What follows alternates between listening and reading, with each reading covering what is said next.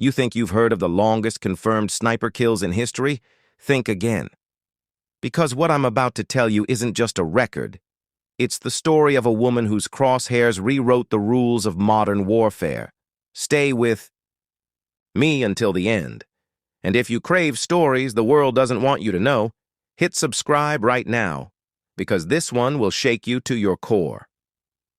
The war-torn mountains of Afghanistan were supposed to be impenetrable, a place where insurgents melted into the terrain and NATO commanders whispered about ghosts that picked off patrols without warning.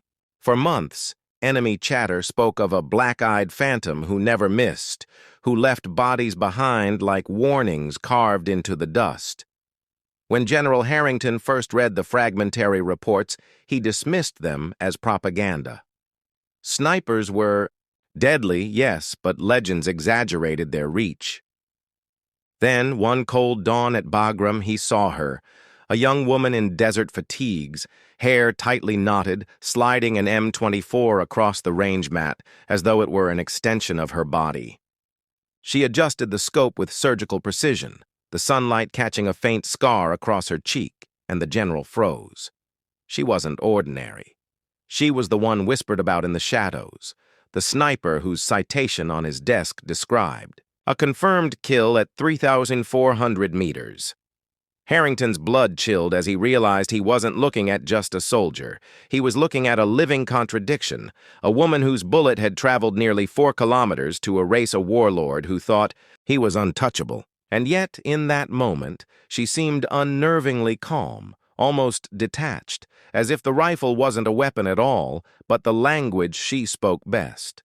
Her name was Captain Evelyn Cross, known to her unit as Viper, not for striking quickly, but for her terrifying patience, the kind of patience that could outlast hunger, thirst, pain, and even fear, a trait she had carried since childhood when she grew up abandoned in the violent corners of Detroit, learning early that survival meant silence, observation, and the courage to strike only when the outcome was certain, a gift that blossomed into something darker and sharper when the Army discovered her near-superhuman steadiness with a rifle. From basic training ranges where she broke records no one thought possible, to the grueling endurance of Ranger School where she proved she could carry not just her own weight but the failures of men twice her size, she carved a reputation as someone who didn't flinch, didn't miss, and didn't quit. And that reputation became legend in the mountains of Afghanistan, where winds howled like predators and most snipers saw chaos while Evelyn saw patterns, reading the invisible currents as though they were lines in a book only she could interpret, until the day came when intelligence named a target who seemed untouchable. Malik Rahim, the warlord who bled convoys dry, executed villages, and hid in a fortress carved into the cliffs of the Hindu Kush, where artillery and geography shielded him from every conventional strike. Yet Evelyn volunteered without hesitation, crawling into position hours before dawn, pressing her body into stone until she ceased to be human and became terrain, waiting 30 hours without shifting more than a breath while she studied the dust ribbons curling through valleys and memorized the rhythm of mountain winds, until at last Rahim stepped onto a balcony, arrogant in his belief that distance made him immortal, and in that heartbeat, Evelyn transformed physics into instinct, slowing her breath until her chest barely rose, whispering calculations in her head like prayers. And with a ghost's exhale, she squeezed the trigger, sending a single round spinning into eternity across 3,400 meters of air. The bullet bending with winds, riding pressure shifts, defying every statistic, until it found Rahim's skull and ended a reign of terror in an instant, throwing his guards into chaos as they fired blindly into the mountains while Evelyn melted. Back into shadow, unseen, untouchable, and unforgettable, her name etched into both whispered enemy radio warnings and classified American reports that many officers dismissed as myth, calling the shot a fluke, an exaggeration, an impossible story. But Evelyn did not answer them. She never argued, because she carried every shot inside her bones and knew what no record would reveal, that Rahim's execution wasn't her first impossible kill and wouldn't be her last, for behind every victory lay a secret mission buried in classified files, and with every trigger pull her legend grew.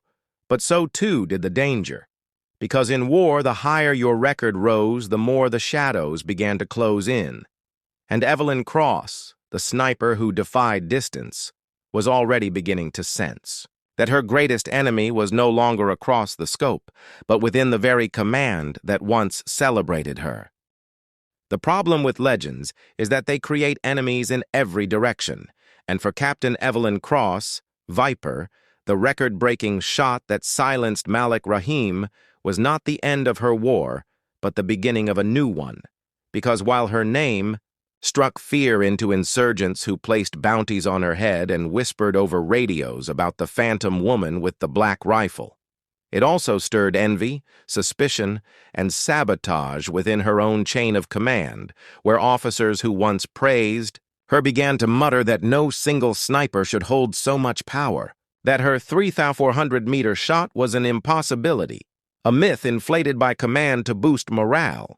And among those voices was Major Sanderson, a man who wore medals like armor but carried jealousy like a knife, leaking doubts into the Pentagon and quietly lobbying for her removal, his whispers coinciding too neatly with a new and disturbing reality. Missions where the enemy seemed to know her route before she even moved. Ambushes too perfectly staged to be chance. Convoys shredded by RPG fire, from positions chosen with surgical precision. And Evelyn, dragging bloodied comrades through shattered metal and dust, began to realize the most chilling truth of all. Someone on the inside was betraying her, selling her life for politics, turning her unmatched skill into a liability for the very army she had sworn to serve, and as the insurgents raised the price on her head, broadcasting her face like a prize to be hunted, she found herself staring not only at enemies hidden in mountains, but at comrades whose smiles no longer reached their eyes, whose respect curdled into resentment, until one night on the outskirts of Coast, when her convoy fell into an ambush. So exact it might as well have been planned on their own briefing maps. Evelyn lay pinned under gunfire, her M24 clutched tight, scanning not only for muzzle flashes in the ridges but for answers she didn't want to face. And in that chaos, she understood that the deadliest battlefield was no longer across her scope. It was inside her own unit, and the kill shot that haunted her most was not the one she had taken, but the one she might be forced to take against. A traitor wearing the same uniform she did. General Harrington had carried the weight of wars across continents, had saluted coffins draped in flags, had signed off on missions where young soldiers were sent into firestorms with no guarantee of return. Yet nothing he had ever done, no report he had ever read, compared to the moment he opened the thick, classified folder stamped with the words, Cross, Evelyn M., Top Secret Restricted. Because the deeper his eyes traveled into the lines, the more his certainty cracked, until what stared back at him was not simply the dossier of a soldier, but the anatomy of something the army itself seemed afraid to name, a weapon in human form, a paradox in fatigues. The citation began predictably enough, noting her confirmed 3,400-meter shot against Malik Rahim, the warlord thought untouchable. But then page after page unfolded with missions buried so deep in black ink redactions they looked like puzzles, fragments of impossible scenarios where Evelyn Cross had once again pushed her rifle and her own body beyond the laws of probability. Kills made in hurricane-force winds, in pitch darkness, through walls of sand, distances over 3 kilometers, logged not once but multiple times. Each one accompanied by language so clinical and cold, it stripped the humanity from her acts, leaving only statistics, numbers, and targets eliminated. And as Harrington read, his hands began to tremble because he realized he was not simply reading history. He was staring into the machinery of a legend the government itself wanted to erase. The final annotation was the nail that froze his blood, a sealed directive from a covert task force so far above his clearance that he should not even have been able to glimpse it. And yet, there it was, in stark black lettering. This operative's continued deployment poses unparalleled strategic advantage and unacceptable political risk. Recommend containment, words that disguised murder beneath bureaucracy, that transformed valor into liability, that told Harrington in no uncertain terms that the Army did not intend to let Evelyn Cross live long enough for her story to reach the world. And yet, as he lowered the folder and turned toward the training field, his eyes caught sight of her again, crouched low over the firing line, adjusting the scarred M24 that had become an extension of her soul, her movements as calm and precise, as if she were tuning an instrument rather than preparing for war, the scar across her cheek catching sunlight like a blade, her entire being radiating a discipline that no politician, no general, no bureaucrat could manufacture or control. And in that chilling instant, Harrington understood the paradox he was standing inside. To silence her was to bury the most gifted sniper the modern world had ever produced. But to let her live was to unleash an uncontrollable force that neither Pentagon politics nor insurgent armies could restrain. He saw it now with terrifying clarity, that Evelyn Cross was not simply a decorated officer or a record holder. She was a reckoning in human form, a ghost forged from abandonment, war, and impossible shots.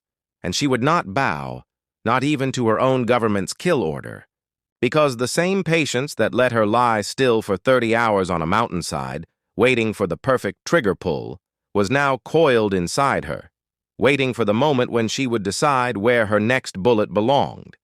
And Harrington froze, his breath catching, because he realized that if the day came when she turned that rifle inward, toward the halls of power themselves, there would be no defense, no shield, no safe distance. For the same woman who had erased a warlord from across valleys could just as easily erase those who signed death warrants from leather chairs. And as the general closed the file with shaking fingers, he knew the final, unbearable truth. Evelyn Cross, the sniper with the 3,400-meter kill, was no longer simply part of his army.